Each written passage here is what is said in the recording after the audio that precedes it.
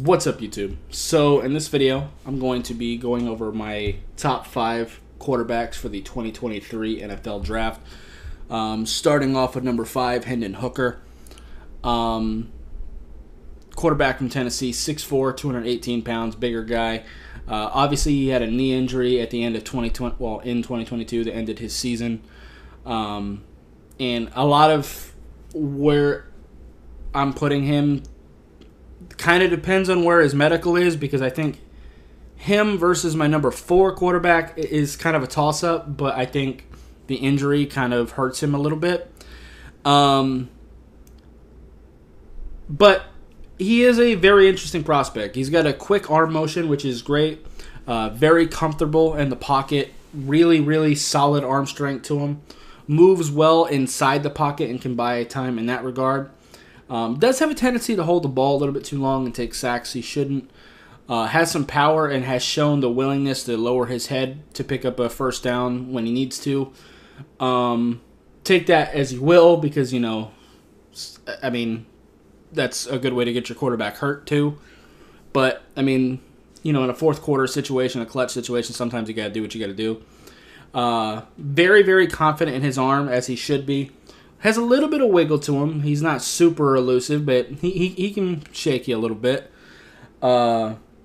He's mostly a pocket quarterback, but he absolutely can buy time for you, and he can absolutely pick up a couple first downs with his legs.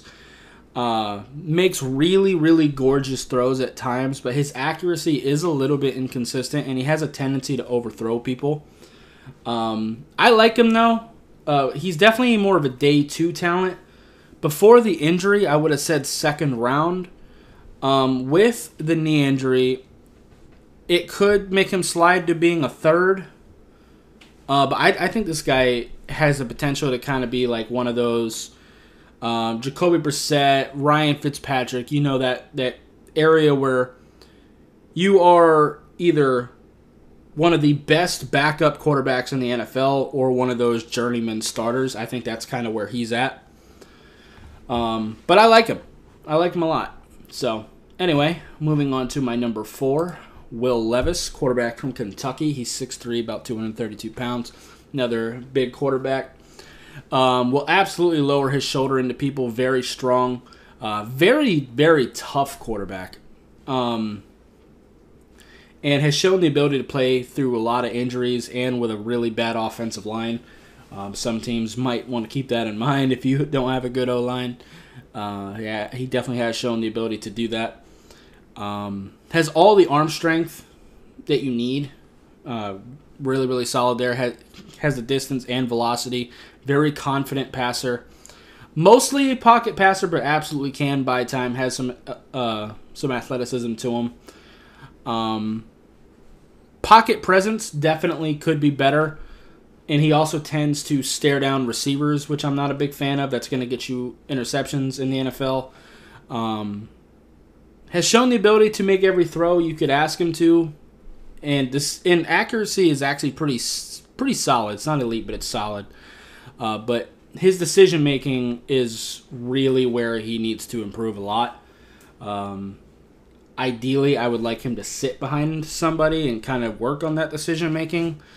But I do like him. Probably more as like a late first, early second round pick, probably. That's kind of where I'm thinking for Will Levis. So, yeah. Anyway, moving on to my next quarterback, Anthony Richardson, number 3. Quarterback from Florida, 6'4", 232 pounds. This guy is... He has the most potential out of anyone in this list. Very, very high ceiling. But I think he needs the right situation to really bring that out of him. Very, very athletic. Super fast, super agile, strong as hell. Will absolutely lower his shoulder into people. Fantastic arm strength. Accuracy shows flashes, but it's not consistent. And he has no idea how to play quarterback yet. His decision-making isn't great. He'll throw it into double coverage. He has a tendency to scramble when he doesn't need to scramble. But this guy is just a raw prospect that has no idea how to play quarterback yet. And I think if he gets to the right team, this guy is dangerous as hell. He's obviously a first-round pick with the just physical gifts that this kid has. You're not gonna if you're a team that needs a quarterback outside the top 15, you better trade up if you're trying to get Anthony Richardson. This guy is a fantastic player, but I do think it would be best if he can sit behind a veteran for at least a year or two. Would be ideal for him, just to kind of learn the quarterback position a little bit more before you expose him. Can he play right now? I think he could with the right offensive coordinator, but I don't think it would be ideal. But anyway, and let me tell you, if you were to tell me right now that in a few years this guy is better than my number 2 and my number 1 quarterback on this list, I would not be surprised, especially if he goes to a good team, because he is more physically gifted than both of them. And with that, let's get to my number 2. C.J. Stroud, quarterback from Ohio State, 6'3", 218 pounds. Fast release when he wants to. Can absolutely buy time in the pocket, but I do see him more as a pocket passer, but he absolutely can scramble when he needs to. He throws the football well on the move. I would like to see him go through his reads a little bit faster. Arm strength is really solid. He can make all the throws you need him to. Not elite necessarily, not like Anthony Richardson arm strength, but it is definitely more than enough. Pre and post snap reads could improve as well. Accuracy is solid, but there's always room for growth in that department too. Throws in a double coverage a little bit, but I mean sometimes you're going to have to do that. Sometimes the only way to beat coverage is with a perfect throw, and you kind of just have to have the confidence to make those throws. It happens at the NFL level too. And he is a very confident quarterback, which I love. Has shown the ability to throw with velocity, but he can also throw with touch when he needs to. Ohio State kind of pads his completion percentage a little bit because they do a lot of slant and easier throws. But at the same time, when he has had to make harder throws, he's shown the ability to do so. And I can't really hold it against him that, Ohio State is scheming players open. I mean, that's what coaches are supposed to do. So it is what it is there. Obviously a first-round pick, early first-round pick. Solid quarterback. Number 1 has to be obvious at this point, Bryce Young. Quarterback from Alabama, 5'10", 204 pounds. Obviously the size is kind of a concern.